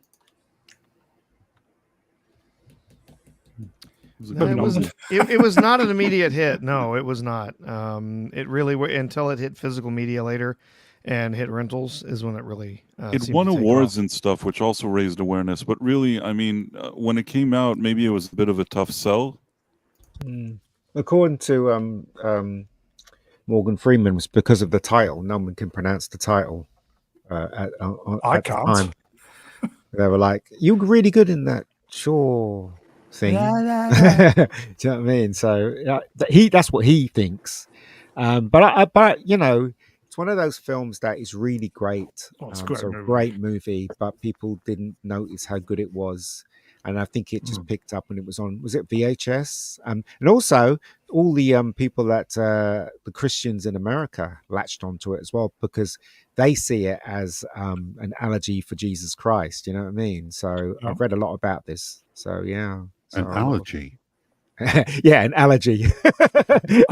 Yeah, to get some cream on your itchy allergy. Some ointment on that. Occasionally they put it on Channel 4, and it's a good film. They say basically it's the Christ story, don't they? These I've crazy only seen it Christians once, in though. America. Yeah. Sorry, go ahead. Yeah. Sorry. No, you go ahead. Sorry, you said it was a Christ story. No. These crazy Christians in America says it's a Christ story, especially when he's going through the shit and trying to get, at the ending when he's escaping and he washes himself free like Jesus and all that nonsense. I don't see it personally, but yeah. The only problem with this movie, it doesn't really have much of a rewatchability factor. You're I joking. don't. It's fucking great. You're I wrong. don't know. You're wrong. Deal with it. Watch it again. You'll love it. Drew Gordon Wrench, classic prison movie, up there with Stalag 17, The Great Escape, Escape from Alcatraz, Birdman of Alcatraz, and not especially long nor illustrious list. Price, it's a great movie, mate. Oh, I think it's a great movie. I'm not arguing that. I think it's a fantastic movie. It's just there are certain things in it that happen that are a bummer, and I remember just feeling a bummer several times. And then I already know the ending, so between bummer, there is a bumming scene, yes. Yeah, between bummer and knowing the ending, I kind of. But it is a great movie. I do think that. I gave it 5.5 out of 10. Great movie. Surely deserves more than that. No, 5.5 is high praise. Okay. That's Shawshank Redemption, 30 years old, everybody. Can you believe it? 30 years old. My God. I feel old. Speaking of veteran, James Cameron has joined the board of directors for Stability AI. I was at the forefront of CGI over 3 decades ago, and I've stayed on the cutting edge since. Now the intersection of generative AI and CGI image creation is the next wave. Wow. That's bollocks. Sorry. It's Go on. He's joined the board of directors. It's basically a case of he's bigging up, his own his own thing here. It's no. He's joined the board of Skynet. Oh, dear. Well, here's it's called Stability Skynet. Well, Stability has a number of different platforms. Stable Diffusion is kind of their biggest one. But they have a number of different platforms that are out there. They're one that's trying to, create video using different, generative AI tools. Honestly, I've seen videos from this, and there's not one of them that's been really that convincing from any of these platforms. I'll say, if anyone in the chat wants to try making an AI video, Kling AI, Kling AI, you can sign up for a free account. You can create a 5-second video based on a text prompt and see how good you do. There you go. Who's that again? Kling. Kling AI. Yeah. Do you recommend it? I use it. I volunteer in a school doing sort of like a computer club, and me and the computer club actually go onto this site and we type in, a couple of sentences every week, and then the next week we see what it's done. Is that a Japanese one? It takes a long time to produce company. It takes a little while. Sword in the Storm, does it do porn? No. Not yet. No, it doesn't. Otherwise, I wouldn't use it with children, just to let you know. Yeah. And just for fun, we did actually do a video of Will Smith eating spaghetti, and it was actually... Could you post the link? All right. Okay. You can do it. You can do it. That's fine. Let me get the link. Here you go. I'll dump it in chat Is for it you. Kling as in almost Klingon? Yeah. And boop, there you go. So it's in the chat. So yeah, head there, have a little peek at it, see how you do. Look who it is, everybody. Super chats. The uninspired reviewer, the wonderful uninspired reviewer, Wrenched 5 €. Cheers, lads. Have a great one. Thank you, my friend. I think we need you on here soon, my friend. It's been far too long. Thank you, my friend. Okay. We know James Cameron has always been on the cutting edge of wanting to use technology for his films, right? You know, that's kind of been his whole career, that he wanted to use all these amazing things. So I'm sure that he's interested in this. I'm sure that he thinks this is the next thing, the next great thing. There's a lot of people who think that AI, that these generative models are the next great thing. They're not getting cheaper. That's the problem. These models might be getting a little bit better. They're not getting cheaper, and there is a ton of lawsuits pending for all of these generative models because they have ingested all kinds of video, text, all sorts of stuff that they don't have the rights to. And some of these models, they're either going to have to pay out huge amounts or they're going to have to rebuild their models, which is going to be enormously expensive. Okay, so in a nutshell, for the thickos like me, AI basically uses human creators' content to learn. Yes, it has to be. It has to be trained. Stealing people's. Yeah. So it's just stealing. Yeah. It has to be. It has to be trained on some human creation. It has to be trained on, if it's video, it has to be trained on previous videos. If it's text, if it's trying to generate, English language, it has to be trained on the English language. And there's all kinds of different stuff that goes into it. But essentially, it has to have human creations ingested into it for it to generate these models that it can create stuff that looks like what was made by people. And in a lot of instances, they're so hungry for data to feed into these things to improve these models, they have gone too far. They've gone out and they've taken content that does not belong to them, that they have not licensed, that belongs to other people. And shall I put up the comment of the evening? Sword in the Storm, Wrenched, but that's what humans do too. Different. It's different. Yeah, it's different.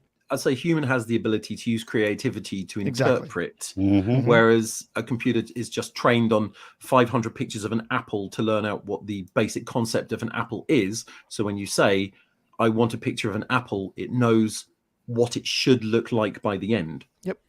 And if they used a picture of an apple that was taken by a photographer and they did not license the picture of that apple to include it in their data, then technically they are using someone's data that is not theirs to train the model.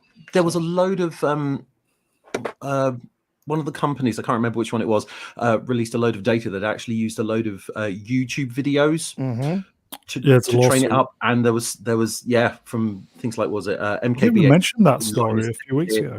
Nexus. Probably did. That's probably where I remember it from. Yeah. We mentioned that story that people taking YouTube to they're having them for stealing their content. And we're getting to the singularity point where now the AIs are learning from AI generated stuff.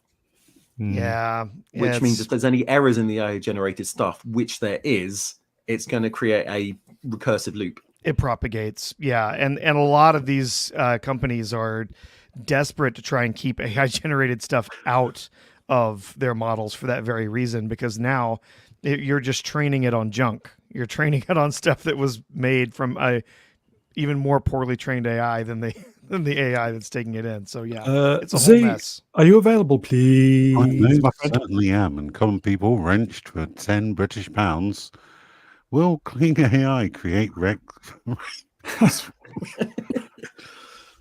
Yes. Right. One of the things you can do on Kling is you can do image to video. You put in an image and then you say what you want the video to be, and it will do its best to interpret that. It can be weird at times. It can be really freaky and weird, but sometimes it is really funny. How long does it realistically take it to come up with a 5-second video? It's quite popular, so it can take a day or so, maybe a bit longer. It's insane.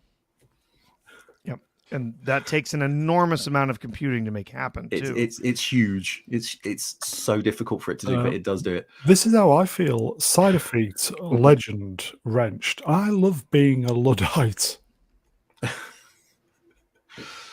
No So side defeat. It can't do porn, but what it can do go. is create stuff like, there are you can get some Sydney Sweeney boobs. You really can.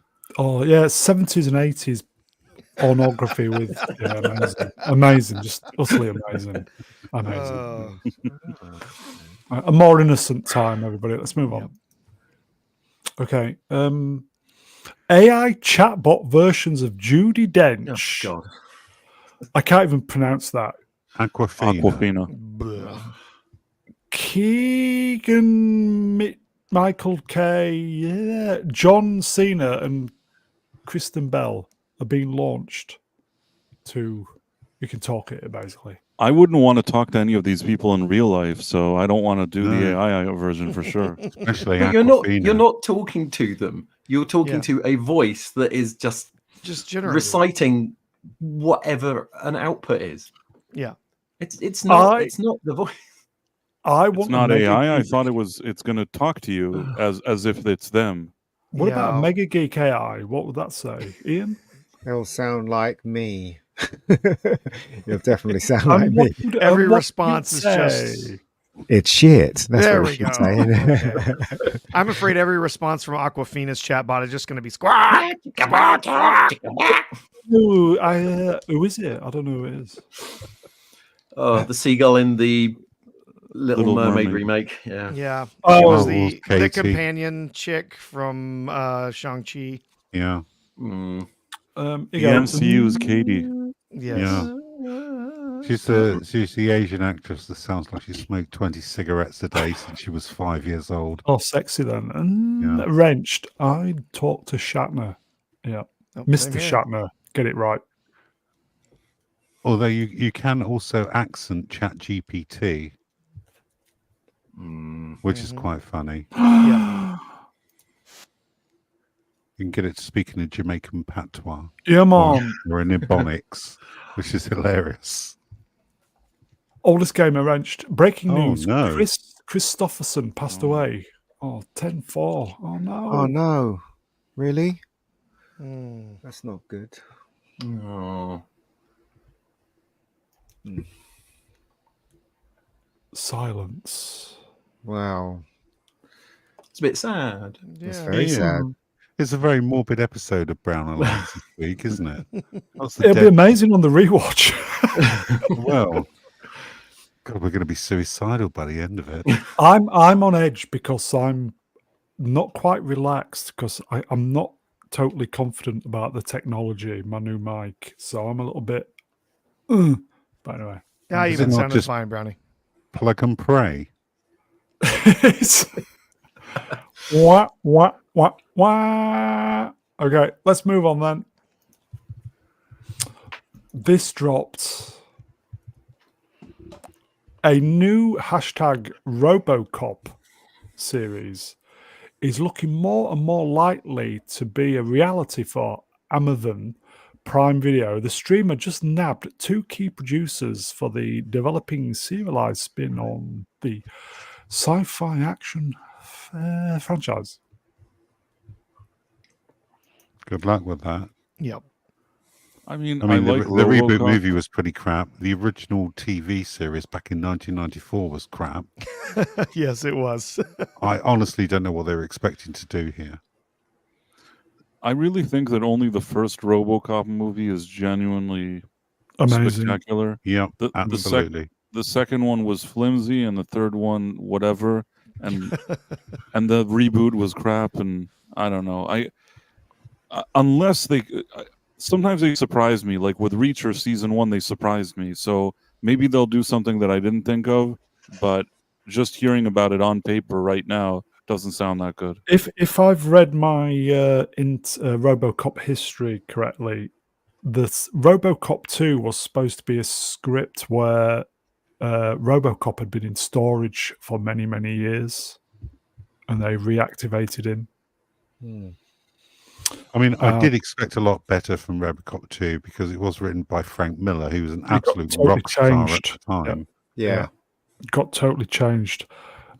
There's only one way anything RoboCop would work. Get Peter Weller in to do the original RoboCop 2 story. Verhoeven to direct. $1 billion. Easy. Yeah, you can't. Well, what's his name's really old, isn't he? Although you only see his mouth, I guess, so it doesn't really matter. Yeah. He plays Yeah, it again. they could make it work. I would want to see that. Yeah. Peter Weller, just one more. Sorry, Dr. Peter Weller, one more movie. He looks terrible though, doesn't he? Have you seen him lately? He looks like He's looking pretty rough. Yeah. You know what? They can do so much CGI stuff with him specifically, like with the Iron Man suit. I mean, yes, I liked in the original that he walked around, but if necessary, do whatever you can to make him. They could do it. They could do it if his voice works. If he can talk, they can pull it off. They could do it. Yeah, he And doesn't it- necessarily needs to be in the suit. It could be like the way they do Iron Man, which is Right. CGI, isn't it? They could do it that way. Do an old man RoboCop. I would totally watch I'm it. getting too old for this shit. I would be there on day one. Whenever the first screening is, I would be there front and center if you have that. I just don't know that he'd be up for it. I mean, he's 77. He'd do it. No, the thing is though, he would do it if it was just his voice. All he's doing, sitting in the booth, putting his voice to it. But right, you can't do. You have to do RoboCop ultra violent and old and yeah. You have No to. If you holds don't, barred. if you don't, then it's not going to work. It's not going to work at all. One of the most famous scenes of RoboCop is him shooting a guy in the dick, for God's sake. I mean, if you're going to take that out, it's not going to. It doesn't have the same impact if you don't have, the gore. Yeah. I don't like gore in movies, but I will watch RoboCop because it's good. What are your pronouns, punk? They did get. I forgot that they did get Peter Weller back to do the voiceover or to do the voice for the character in the video game that came out last year. Yep. So yeah, he'd do it. You got to get Verhoeven to direct one last Hollywood movie. But it'd be off the charts. Or is it just me? Yes. No, I'd be interested. Cider feet. Oh my Cider god. feet.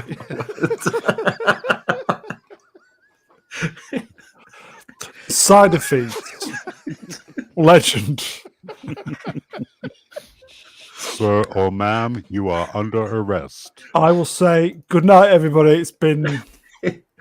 We're going to leave on a high, everybody. Take care. See you next week. All right. Genuinely in tears. And the wheel spins, and no monetization this week. The thing is, though, just talking about RoboCop, they can improve on his costume slightly, not make him look different, but there's a lot of things they can improve on it, can't they, to make him look more lethal.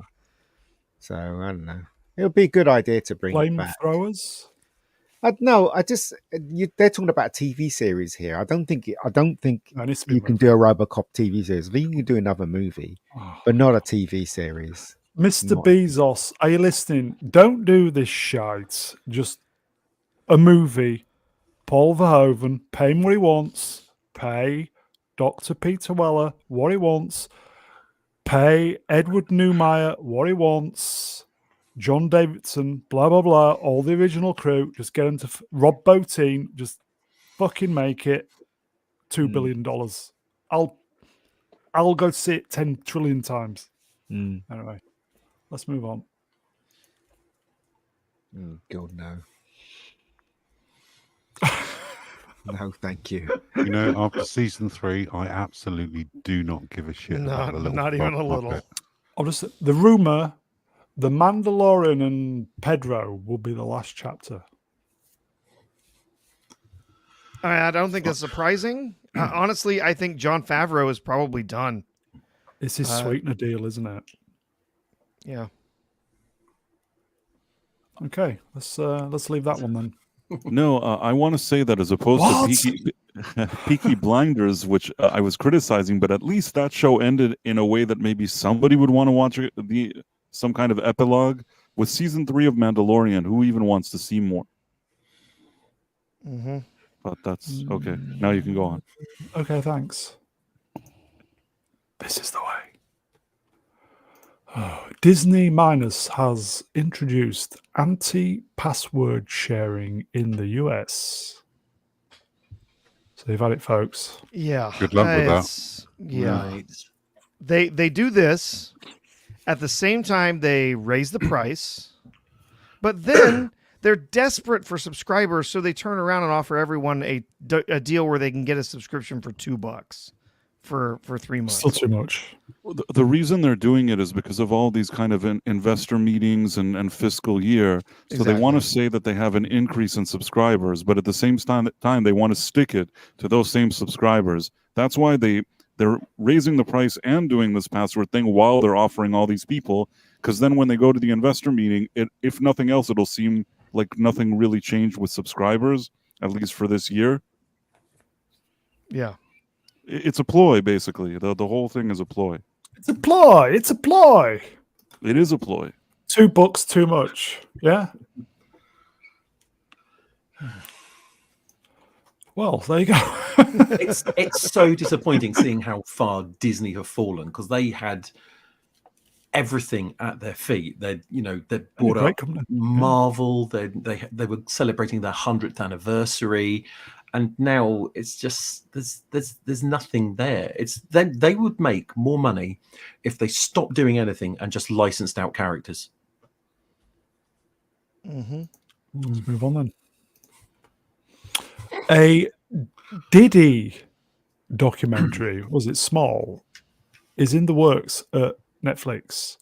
Will focus on Diddy's charges of trafficking and racketeering and assault and violent abuse. Exec produced by 50 Cent and sponsored by Johnson's Baby Oil, apparently. I added that. But not Costco. Not Costco. That was was that an error? That was an error, wasn't it?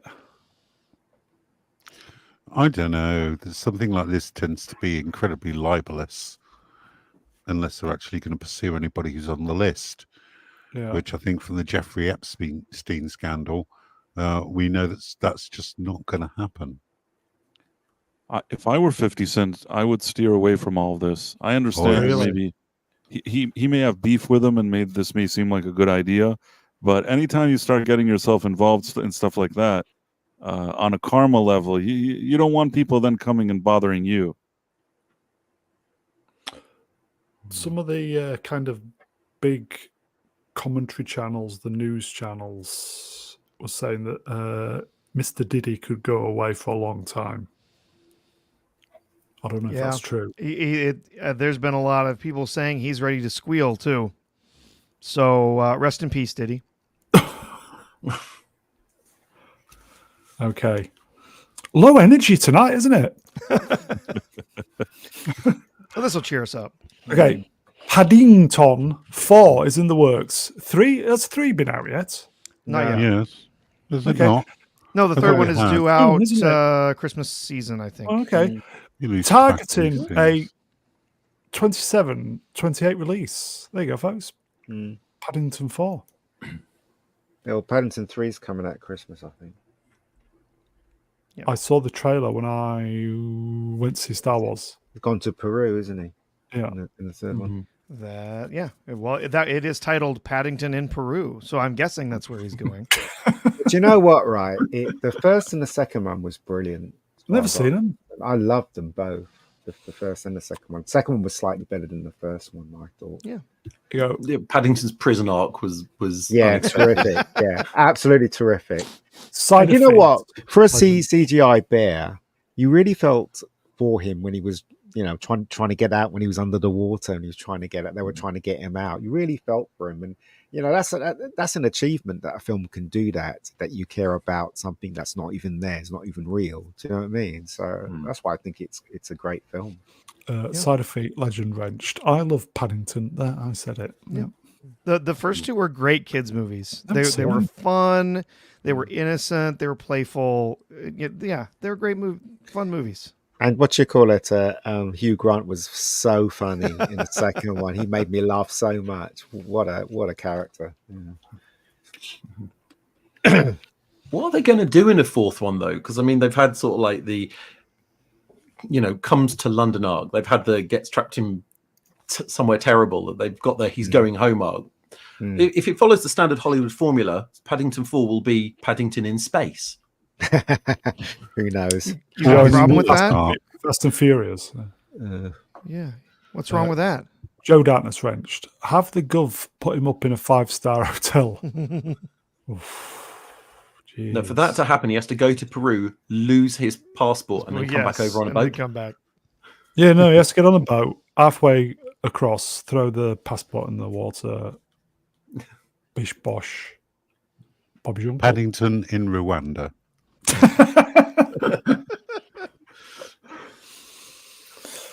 Good at this time of year, apparently. Okay, let's move on. Martin Scorsese's Jesu movie and Frank Sinatra biopic have been indefinitely canned. There was plans to shoot both movies back to back this year, but that will no longer happen. Jesus. I read that wrong first time around. I thought it said the Jesus biopic. Had enough of that. Definitely postponed. That's ambitious, filming 2 movies back to back, Ian. The Jesus one, isn't he going to clash with the I think the Mel Gibson one? Yeah, Passion of the Christ 2, Electric Boogaloo. But who's playing Frank Sinatra?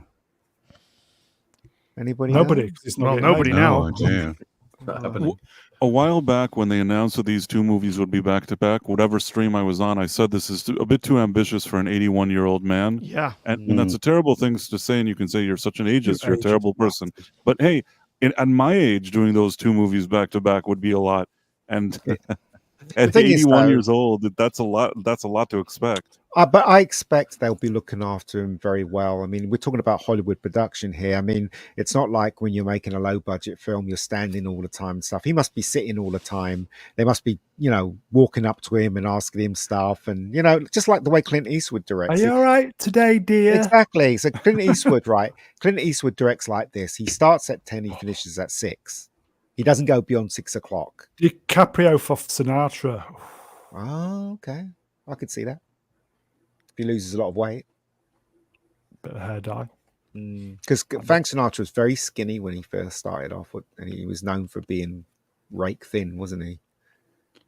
So there you go. Yeah. Okay, so they're not getting made, folks. Chris Hemsworth and Sam Rockwell will star in the first of a 4-part movie series called Stunt Nuts. They'll play themselves in a story about a group of athletes who become stuntmen to keep their gym open. What? Sounds like a shit idea. It does. I agree. It really does. I don't like Sam Rockwell for some reason. I don't know why I don't like him. I just think he's overrated. Yeah, personally. Have you seen Moon? I hated Moon. You hate it? Oh, okay. Hated it. Was it shit, Ian? I actually thought it was shit. It was David Bowie's son. I wonder how he got that job. So I didn't like it at all. I just thought it was great in Galaxy Quest. Well, David Bowie's son did the Source Code movie, and I rather liked that was that good. One. Yeah, that was good. I like that one. Source Code's great. Duncan Jones, everybody. Yeah. How do you make it 4 parts? Don't know. Because that looks like a story that you get slightly modified from sort of like the Hallmark channel. It's like, oh no, our place is about to close, so we do something and then it stays open by the end. You could do that in one movie. Do that in a half-hour episode. In a sketch, in a 15-minute sketch, they can do this, I think. Yeah. Stunt. Okay. Curveball of the question. Why does my cat? Yeah, so we did that.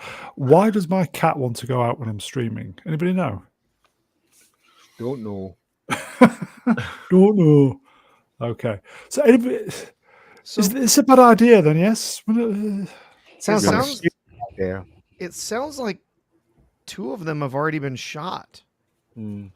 They've already shot the first 2 of this 4-film What? deal. That it's already the 2 have already been shot in the third, and the third feature is going to be shot soon. So it's kind of an interesting project. Is it Chris is it for Netflix? No, I don't think so. Will it be Chris small Hemsworth independent? usually makes poor decisions. He does, yeah. Just throwing that out there. 4, 3, Mm. 4, 4. I don't know. It just sounds like a stupid idea to me. I mean, this sounds like one of those streaming people or streaming platforms that just want stars in films, no matter what it is. They just stick them in there. Like the last film with Mark Wahlberg and Halle Berry was absolute shit, and they just stick them in there because like people are scrolling, they see those names, and then they'll click on it. Do you know what I mean? And that's probably what they're doing with this one. That's if it's just streaming. Well, okay. That one even had J.K. Simmons in it. It really had a great cast. The Yeah, it did, Wahlberg yeah. Halle Berry one. Yeah. Okay, But we'll just such a finish this. stupid premise, though. Such That's a stupid ridiculous. premise. There is one good Thor movie yet. First one's fantastic. Mm. Okay, let's move on then. Merch from the 60s and 70s. Something seems a bit iffy about these. I don't understand what the problem is. What, sucking on Captain Kirk? Or Mr. Sulu? Oh my. I'll have a Spock, please. Did people actually buy stuff like this? Of course they did. Oh, Definitely. They Do were you very not excited remember? about it. Do you not remember the Spock hat? oh yes. There's the Star Trek marketing was- are it was like awful. they approved Is that the one with essentially the blue flashing everything. light? yes. Yes, the light on top of it just says Spock across the front of it. Mm. Okay, see, this I'd buy this, yes. 7 of 9 7 of flavor. 9 flavor. Mhm. Yum, yum. That one it might be a bit pointy. You could take your eye out if you're not It's careful. fruit concentrate, it says there. Yeah. Easy to make yourself. Oh, so you have to make them yourself. Yeah, Oh, it's kind of like the a kit ice that things. comes with Yeah. liquid. Yeah, Yeah. you I make it yourself. see. I see. Okay. Oh, do That- you know, that- 7 of 9 flavor. Oh, that'd be fucking fantastic. But they used to have crappy stuff like that. That's probably full of sugar. That stuff. Oh, absolutely. It's probably No, 90% sugar. No, Sugar, they're just, yeah. you get the fruit concentrate. Oh, okay, you get the fruit concentrate itself as well. Okay. Yeah, and you stick it in the freezer and it freezes, and it's like probably 100% sugar. Like, do you remember Cresta? That was like 90% sugar. I think it Was was it about really? 60% sugar. Yeah, was it was amazing. terrible. It was, Yeah, it was basically lovely. it was pink liquid sugar. It was amazing. Yeah, it was nice. Yeah, it's amazing. Oh, there's so many great, just hilarious Star Trek products from this age back then. They were not careful at all with who they licensed to. So yeah, the Spock hat is one example of that, but there's tons of others. It's hilarious. There you go. Echo Shambalan wrenched. Why no Uhura? Oh, there Where is. am I? They're cola flavored. No. That's Sorry. the door. There's the door. No, this is from the States. It'll be grape soda. Mhm. Here you go, Manuel. Can one suck on Yeoman Rand flavour? Oh, Oh, I'll do yes, that. please. Oh, yes, please. Yeah. Okay. Have to get past her beehive hairstyle. Let's move on then. Oh, what's this? This was going on in Blighty this week. Sorry, Melvin. I was going to say ego. Well, possibly. Eco activist has just been sentenced to 2 years in prison for throwing soup over a 90 million Van Gogh painting. This is just stop oil, everybody. Yep. My reaction to this sentence. Good. Yeah, it is good actually. Yeah, they deserve it. It was her and her mate, yeah. Yeah, How we is saw the it that video. that she has the colorful hair? It's like they never. It's like they have a playbook and they have to go follow it. Oh yeah. Got to have the danger hair. Pink Yeah. hair. From very, very, very wealthy parents' background. Yeah. Oh, I am absolutely convinced that Just Stop Oil is actually sponsored by oil companies to make protesters look like complete morons, so that when people are actually protesting properly, no one cares. She's not going to be in jail for 2 years, though. Yeah. About a year, or even less. Yeah, a family of mega, mega rich, proper. yeah. I wonder if anybody's going to learn a lesson from this. I feel like maybe No. they Ah. won't. No. No Funny one that is. you say that. Okay. So anybody's learned a lesson is what you're asking. Okay. Yes. So, okay. Anybody knows what this week's Get in the Bin is then? Anybody? Is it Shooty? Is Is it it Greta? Shooty? Not this week, it's not. Is it Greta? Could have been. Could have been Greta this week. Some She's other been- knob glued themselves to an airline, to like an airport or something. I don't know.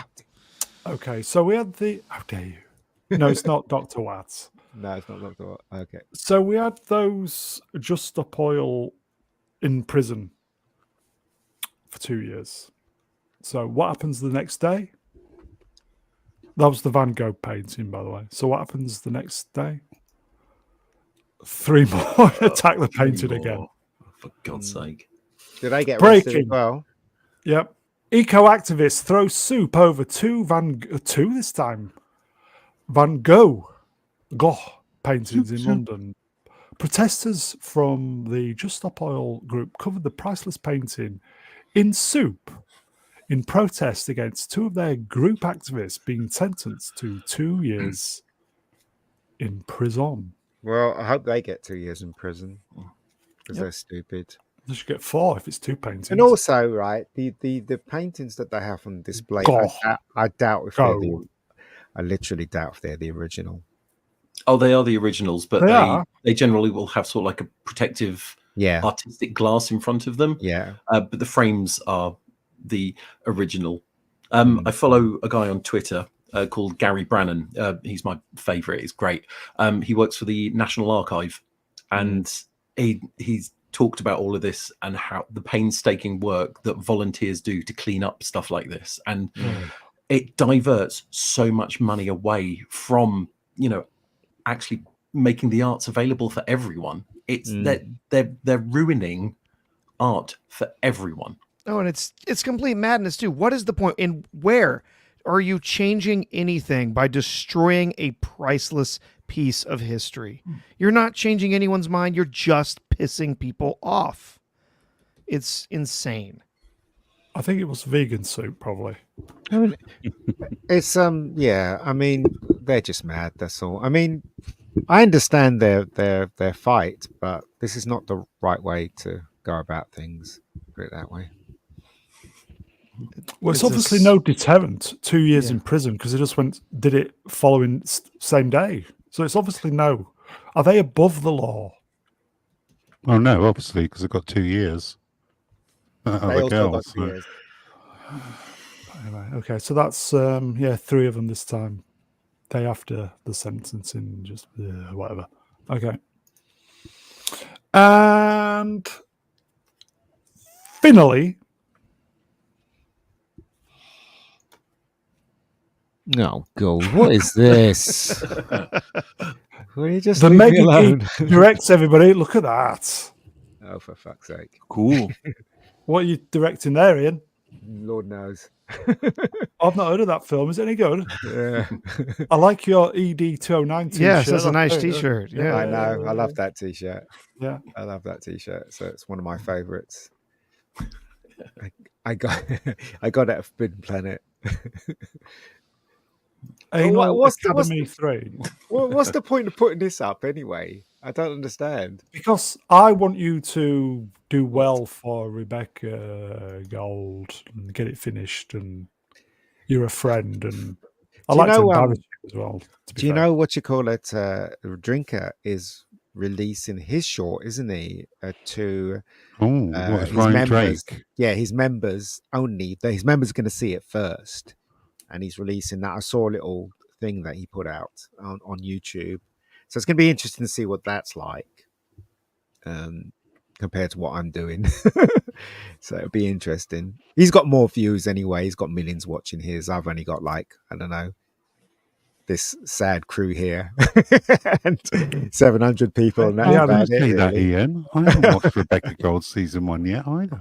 All right. Okay, apparently it's releasing this Wednesday, apparently.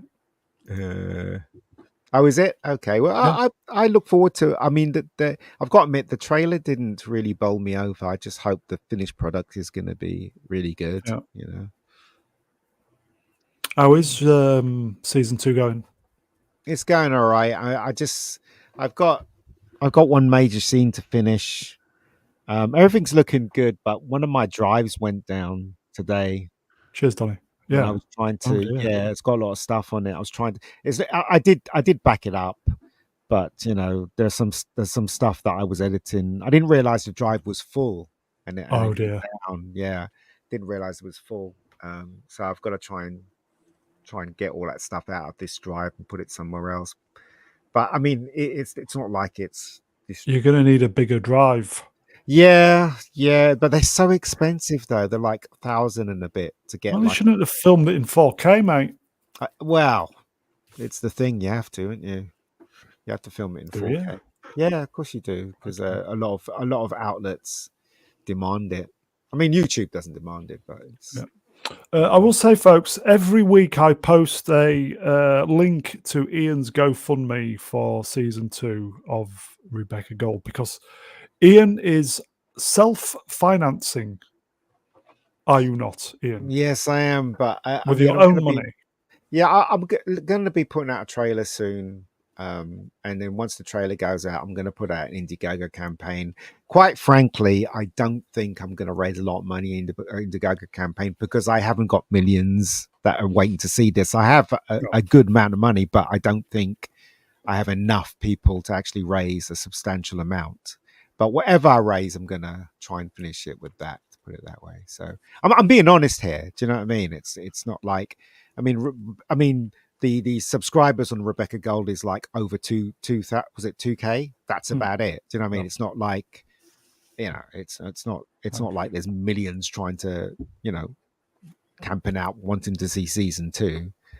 I'm literally making it for myself, so that makes me like Francis Ford, doesn't it? So it makes you like that. Badly, yeah. Okay. Yeah. So got a quick super chat, everybody. MGK for wrenched £5, real money, October, etc., etc. Can you send me those pics at Mr. Brown Alliance? Me and Side of Feet have to teach that AI some things for a movie we're making. Okay, I'll sort that out for you. Thank you, my friend. I think that is it. Oh no. It is. Somehow Adam returned. Yeah. Okay. Chat, you are wonderful. Thank you for the interaction, the supers, and propping this low energy stream up this evening. God, I'm sure it'll be amazing on the rewatch, but God, it was low energy. Sorry, folks. Just one of them things. Chat, you are wonderful. We'll see you next time. I will thank the guests. I'll get them on big screen. Okay, then. First time we've popped his cherry, everybody. The Internet Help Desk. It's been an absolute pleasure. Thank you for having me. I hope I can come back again soon. Of course, my friend. Great to have you on. Thank you. Z3PO. Cheers, Z. Always a pleasure to be with you, Mr. Brown. Always a pleasure. Lucky 5. Price of Reason. Cheers, Price. Thank you. Thanks for having me again. I always love being here. Will we make it 6? I'd like that, but it's up to you, of course. Old Misery Guts himself, the wonderful. Cheers, Ian. Yep. No worries, guys. No worries. Mr. Brown Alliance. Cheers. Thank you. Whatever. Thank you. Bye. And last but by no means least, the channel's own astromech droid, Professor R2. Oh, always glad to be here, Brown. It's great being on with all of you all. Welcome to the channel, Internet Help Desk. Glad to see you here. And always glad to see everybody here in the chat. Thanks for hanging out. I think that's it, folks. I'm sure Beast Up will be tomorrow. Echo, are you doing yours on Tuesday, mate? Wednesday, still in the air. Obviously, there's the Drinker premiere by the sounds of it. Thursday, open bar. B-roll Friday. Saturday, probably got a night off. And we're back next Sunday. And my cat wants to come on the table. That's it, folks. If we don't see you during the week, have a great week. Tell you bye, everybody. Bye.